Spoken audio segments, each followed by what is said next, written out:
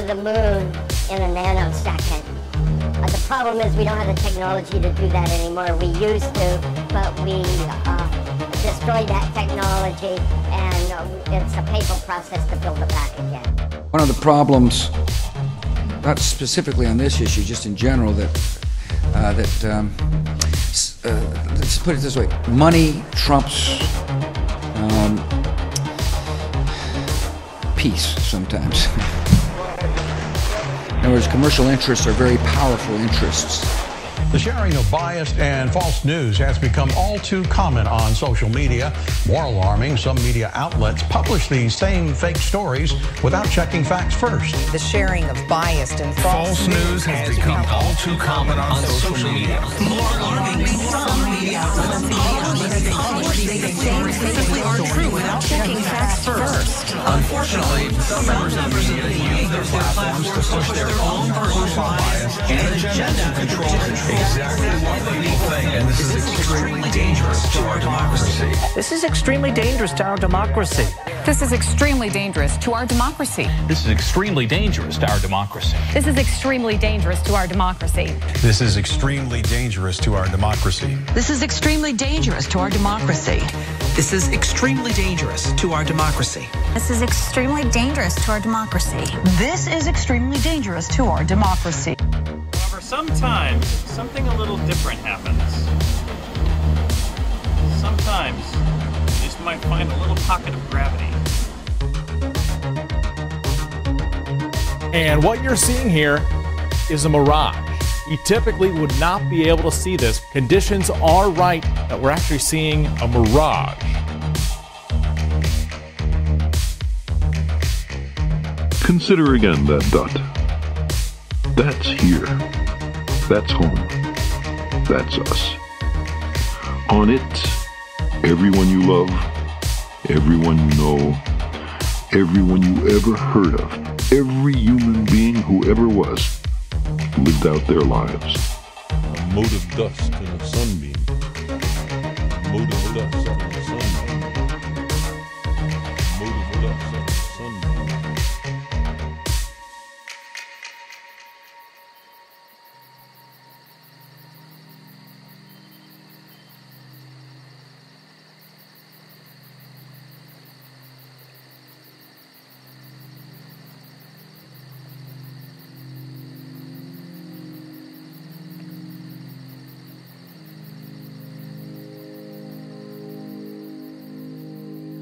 I read a book once, and it told me that Earth was just dry land.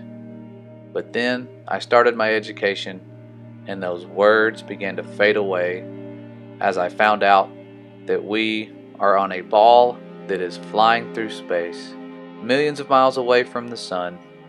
And before I could even read, I knew the order of the planets and could sing along with the rest of the class. And never did any of us dare question the geniuses that were before us who figured it all out, no matter how far off they were with their estimates, whether or not they thought the Earth was stationary. We never looked into that. We never thought to question it. We were told that these people were smart. We saw the pictures of them with their cool style, with the fluff under their necks, the compass in their hands. Never did we ever question their methods or find out how smart they really were. There were no IQ tests back then that we were aware of, but the science is continuing to change. Our atmosphere has gone from a couple hundred miles away to 400,000 miles. The planets aren't even in the same order that was ingrained into our brains at such a young age. Our solar system within my lifetime has gone from flat and easy to understand to all of a sudden flying through space at speeds that no one has ever seen or measured or detected. NASA is telling us now that there is a man-made barrier surrounding Earth. And of course, this news came shortly after scientists detected an impenetrable barrier where deep space should be. And no one thinks this is crazy or alarming, but if we say that that barrier might be the firmament and that Earth may not be moving at all, we start getting a lot of hate. We become censored, persecuted, and now they are putting out some major damage control. And I'm sure many of you have heard about the behind the curve, or you've seen the National Geographic video where we debunk ourselves time and time again, and it's just a matter of time before they plan that fake trip to the edge to finally put a stop to this nonsense. But before they do, while I still have a channel, I'm seeing many go down, I want to do something that many of us have done, and that's prove to you and myself that Earth is round. I'm going to try to do this because the documentary where we debunked ourselves, we were trying to prove that it's flat. So I'm going to try to prove to you that it's round, and I'm going to do that in several ways. But the first way I'm going to do it is to prove that we have a picture of our round Earth. If it is round and they've been as far away from it as they say they have been, this should be very easy to do, and it will stop there and I will go no further. So let's go ahead and get started. And I want to begin by looking at the pictures that were taken by the first and only people to ever get far enough away from Earth to see what it looks like from deep space. Yes, I'm talking about the Apollo missions, and these pictures are very important, and they should be real, given that they still claim to this day that we went to the moon, and that the pictures taken on the way to the moon and from the moon were authentic.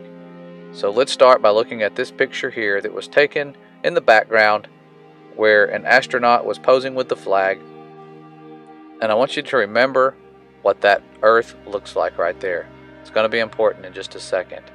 But now we're going to skip to these guys setting up the pictures of Earth that are so famous from deep space. And they were allegedly on their way to the moon, and halfway there, when they turned the camera around, put it in the window, and saw the blue marble. And there it is, with the clouds that just happen to be as long as an entire hemisphere, which who knows, that could be possible. We're not going to talk about that. But these guys told us that the camera was in the window, which makes sense because you can see the outer edge of the Earth, or so we thought. However, this wasn't the outer edges of the Earth. This was just a round window. And you can tell that the camera isn't in the window because someone passes in between the camera and the window itself.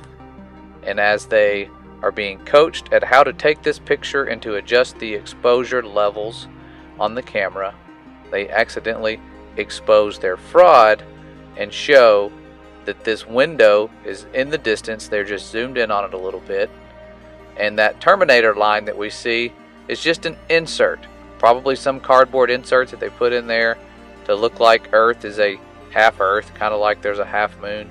And we bought it. It looks legit until you see them remove the insert and again change the exposure levels to show us what the inside of their cabin looks like. So here it is. Pay attention when they actually remove that Terminator line. You can see it yourself, not making this up. There's been documentaries about this where they were caught red-handed faking these pictures. Not sure why they would have to if they were really on their way to the moon. They would not have to use such trickery. They did not realize this footage would get leaked out to the public. They sent it in because I'm sure they had tons of footage of them setting this stuff up and did not mean for this to get out. But there's the same Earth right there. You can see that is not Earth. That is literally just the sky. They could have been at ground level looking up at the sky pretending it's Earth. That's why there's nothing but clouds spanning across the entire surface of the Earth. And if you compare them to the Earth on the flag, you can't tell which is which because they're exactly the same, but the one on the right is the one in the background during the moon picture. That's how they got that. They literally used cut and paste in real life. Not on a computer, because that technology most likely didn't exist back then, but they cut it out the old-fashioned way, and that's how we got that picture of Earth in the background. It was very important that they showed us the Earth in the background. You don't recall seeing the sun in the background on the moon because that was not important. We already knew what the sun looked like, and we assumed it was millions of miles away. It was not a space race. That's what they were trying to do, and so that is a very good example of why we have some trust issues with these pictures. And as Jaron said at the end of that documentary, that's interesting. And that's how I felt about that. And so that's just one of many pictures. What I'm now going to do is look at the very first and original blue marble that was taken during Apollo 17 that has been on more history books and science books than any picture on Earth. And I can remember staring at this thing in awe as a young child and going, wow, the scientists were right, our ancestors were dumb. It's round. Just look at it. But one day, I saw this meme that said, on this cartoon world, it is dark in Tokyo, Moscow, London, New York, Los Angeles, Honolulu, and Sydney simultaneously. And I thought, this has to be a ridiculous joke. There's no way that this is reality. Let me look up how I can debunk this really quick and pull up a daylight map of Earth and compare. Because we know where it's daylight. We can call the people and say, hey, is the sun up over there? Yes, it is. So I put this globe on a daylight map of Earth and realized that that meme was more correct than my science textbooks, and that it reveals entire continents that would be in darkness that should be in light. Then you look up and see North America. A third of it should be in daylight. So many places should have daylight that would be in darkness. And you can do this with pretty much any picture of Earth, but this is one that was said to be real. I'm very impressed with this picture and how they obtained it, given the technology of their time.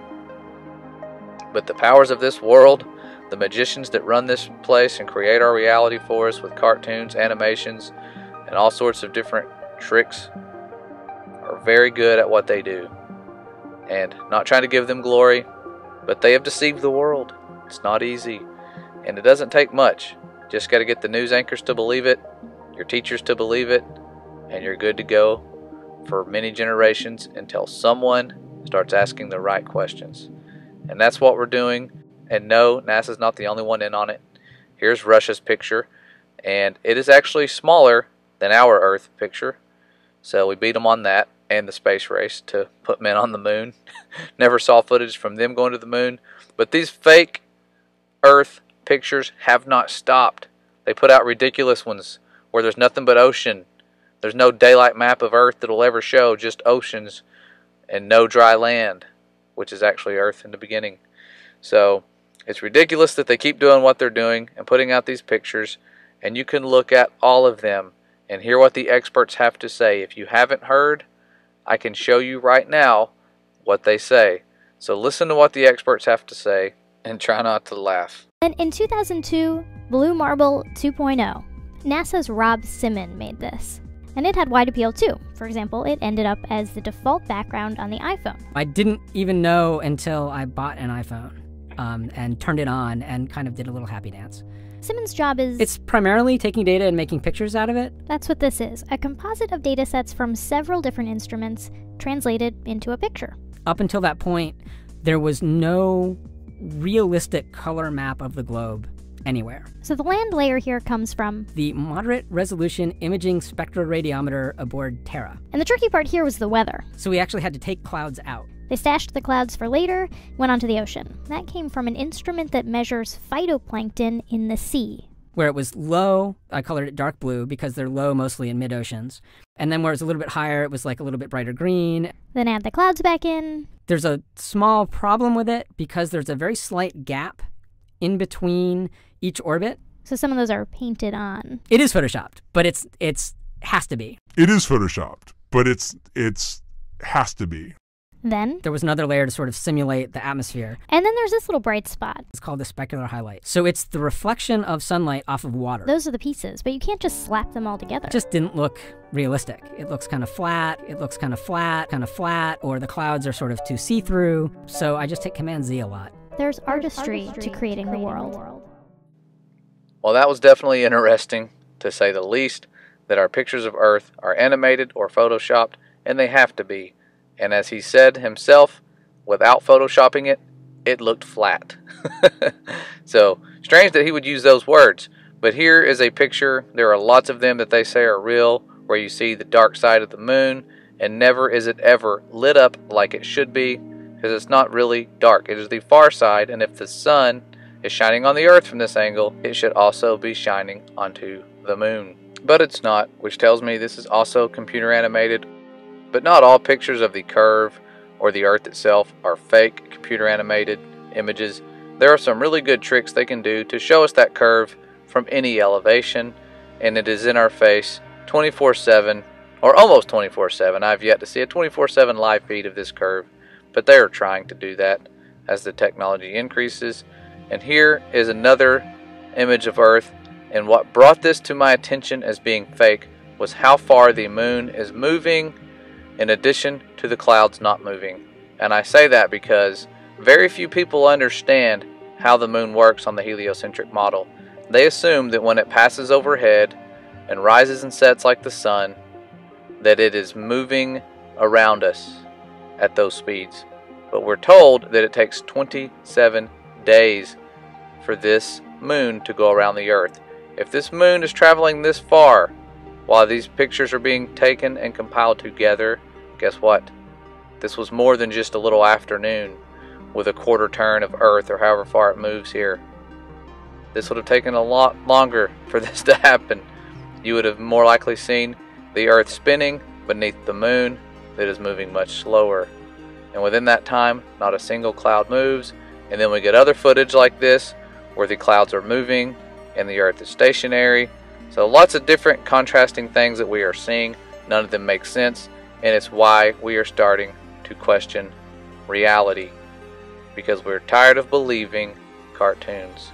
Not that you're dumb for believing in them. We all did. We were all you once. But now, let's go to the next test to prove that there is curve and that we can see it from ground level or near ground level. And by near, I mean even a couple hundred miles up, 70 something miles up. So brace yourselves, it's about to get real, and we're going to do some actual science and repeated observations. Something we don't see a lot on Discovery Channel and from people like Bill Nye or documentaries on Netflix. But they do have some good styrofoam cutting skills and some cheap flashlights. So let's get started with some footage taken by Red Pill Philosophy, a globe skeptic, where he was looking for a lighthouse that was about 13 miles away and trying to see if there was any curvature between him and this lighthouse. And what do you know? On his first try, he found the curvature of Earth.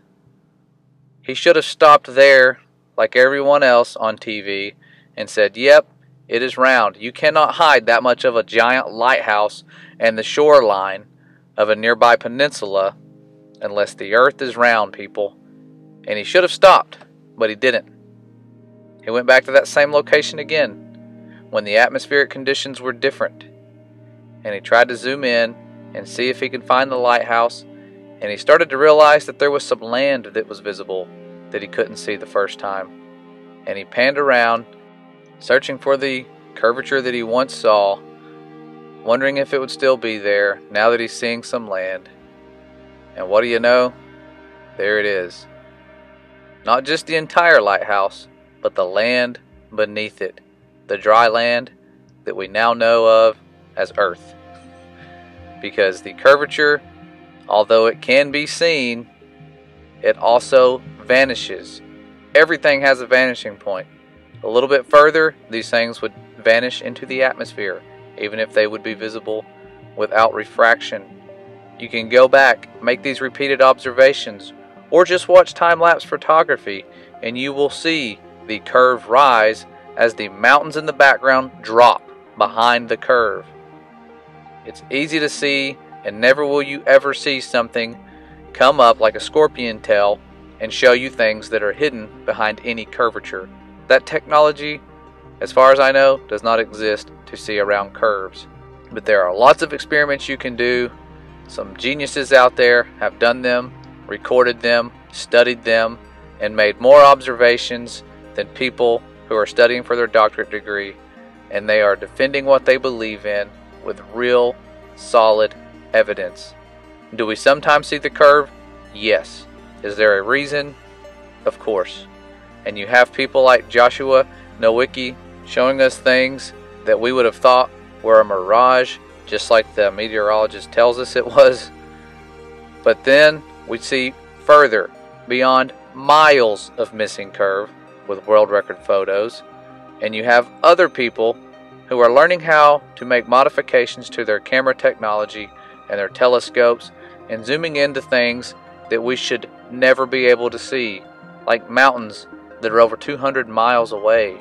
That is many miles of curve, guys, that's missing. And you have to ask yourself, how much curve could be missing before I start to think that it might not be there, before I start to investigate into why it's missing using the globe Earth math.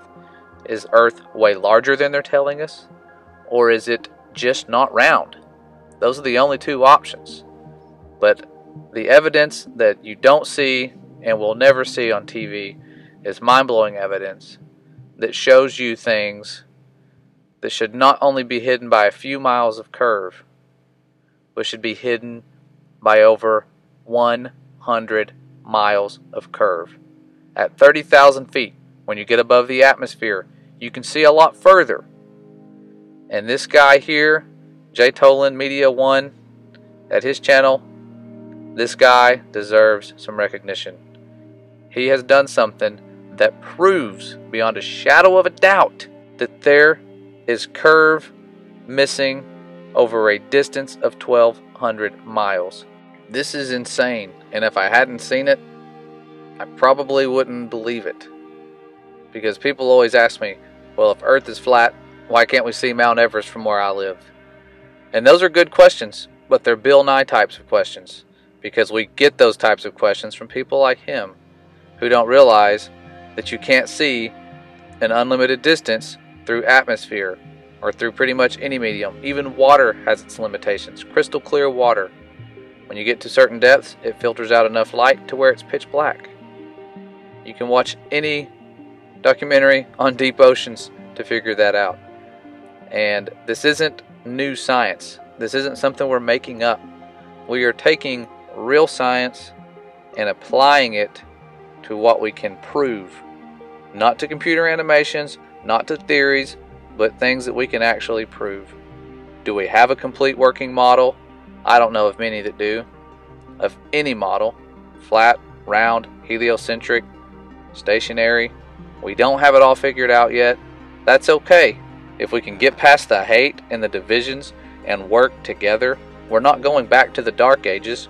We're actually figuring things out. Things that are changing people, not just mentally, but spiritually. People are realizing why they were put here in the first place, who they are, why everyone is lying to them about what they live on, and the significance of a lie that seems so innocent. Trust me, I thought that was the most innocent thing that anyone could ever lie about, but it's not. There is something sinister going on, and it's not conspiracy type of stuff. It's factual stuff that's been going on for centuries before you and I got here. And there are other tests we can do, and that I plan on doing and have already done, that I wanted to include in this. But I think it should end now with you just going, okay, what experiments can I do to prove reality, without going to a video that says the flat earth has been debunked and they've debunked themselves with a flashlight and some styrofoam. I know you guys are way smarter than that, and that you'll do some experiments of your own, like the ones that I've done here with the fisheye lens experiments, comparing them to what you see with space footage, how sometimes that earth or horizon line is flat, sometimes it's curved. It's always changing, just like the Lighthouse footage you saw where it changed. The curve of Earth should not change from the same height as drastically as we're seeing it. And yes, people say, well, it's all because of the fisheye when it's flat, or when it curves in the opposite direction, that's because of the fisheye. So a concave, convex, flat Earth, all three of those are said to be because of a fisheye lens. Well, you can do experiments with a straight line and a fisheye lens and produce those effects. But see if you can produce the exact perfect concave lines that we have seen time and time again from many different launches and from many different angles, and you can't. I've tried it many times and been unsuccessful. You might be able to prove me wrong, and I would like for you to send me your research. It would be a much welcomed gift as opposed to the hateful comments and then run away, even though it's nice that you stopped by. I appreciate all of you guys. There is a lot of tests you can do and a lot of research left to do. The shape of Earth is not the most important truth, but it has been a great tool to send people to that truth, and that's what scares the powers that run this place, the ones who are behind the curtains, making sure that we believe reality the way they want us to. And like I say all the time, you guys are a beloved creation of the Most High. The love that He has for you is also being hidden. He's not who you think. You're not who you think. It's time to share that love while we still can. Time is running out, and we need to wake up as many people as we can to the truth, not just about creation, but about the Creator. He loves you. We love you, but only because He has shown us who you are and how beloved you really are. And that's why you're persecuted, especially when you find truth. So be safe, take care, and God bless.